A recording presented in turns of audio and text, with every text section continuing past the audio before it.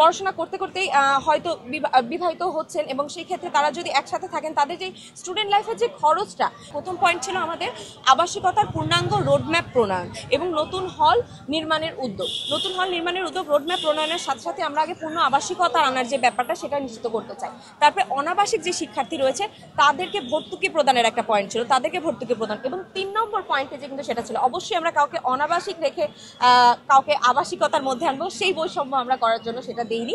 এবং সেখানে আসলে আমাদের পিছনে যে যুক্তিটা ছিল, অনেকেই হয়তো আছে যারা পড়াশোনা করতে করতেই হয়তো বিবাহিত হচ্ছেন এবং সেই ক্ষেত্রে তারা যদি একসাথে থাকেন তাদের যে স্টুডেন্ট লাইফের যে খরচটা সেটা কিন্তু অনেকাংশে লাভ হয়। দুই জায়গায় থাকলে দেখা যাচ্ছে দুই জায়গায় দুই ধরনের খরচ হয়, কিন্তু একসাথে থাকলে কিন্তু সেই খরচের মধ্যে দুজন চলতে পারে এই সময়। এবং একসাথে পড়াশোনা করার মাধ্যমে অনেকেই দেখেছে একসাথে বিসিএস ক্যাডার হয়, সেই দিকগুলো বিবেচনা করেই কিন্তু ইস্তেহারে সেটি যুক্ত করা হয়েছিল এবং সাধারণ শিক্ষার্থীদের ম্যান্ডেটের সাথে যেটা মিলবে সেটাই বাস্তবায়ন করা হবে। আসলে একটা বয়সের পর এটা তাদের উপর বর্তায় যে তারা আসলে আর্লি ম্যারেজ করবে না লেট ম্যারেজ করবে, এটা আসলে আমরা কখনোই প্রমোট করতে পারি না, কাউকে ইনফ্লুয়েন্স করতে পারি না, এটা সমস্ত তাদের ব্যক্তিগত বিষয়।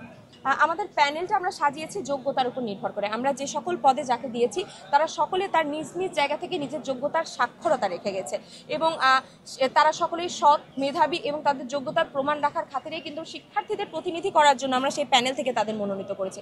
এবং আমাদের রাজশাহী বিশ্ববিদ্যালয়ের শিক্ষার্থীরা ইতিবাচক সাড়া দিয়েছে, ভালোবাসা দিয়েছে, প্রশংসা করেছে এবং আমরা আশাবাদী খুব ভালো একটা ছাত্র প্রতিনিধি আমরা দিন শেষে পেতে চলেছি।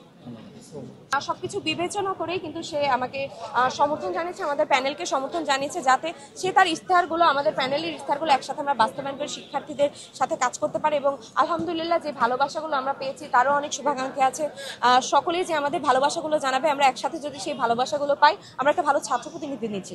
আমরা চাই যে বিশ্ববিদ্যালয়ের সৌহার্দ্যপূর্ণ একটা সম্পর্ক হয়। সবার আগে আমাদের পরিচয়, আমরা সকলে রাজশাহী বিশ্ববিদ্যালয়ের শিক্ষার্থী এবং সেখানে সেই সৌহার্দ্যপূর্ণ সম্পর্ক যদি আমরা বজায় রাখতে না পারি ভবিষ্যতে আমাদের পক্ষে কাজ করাটা কঠিন হয়ে যাবে। এবং একটা ছাত্র প্রতিনিধি যেন সেই সুলভ আচরণটা রাখে, সেই কারণে যেমন নির্বাচন কমিশনের প্রতি বা আচরণ বিধির প্রতি সবকিছুর প্রতি আমি সকলকে সবসময় শ্রদ্ধার আহ্বান জানিয়ে এসেছি। এবং সেই ক্ষেত্রে আমরা কাদা ছড়াছড়ি বাদ দিয়ে আমরা সকলে আত্মসমালোচনার মাধ্যমে নিজেদের ভুল ত্রুটি শুধরে নিয়ে একটা সুন্দর রাষ্ট্র যেন পেতে পারি সেই লক্ষ্যে কাজ করে যাচ্ছি।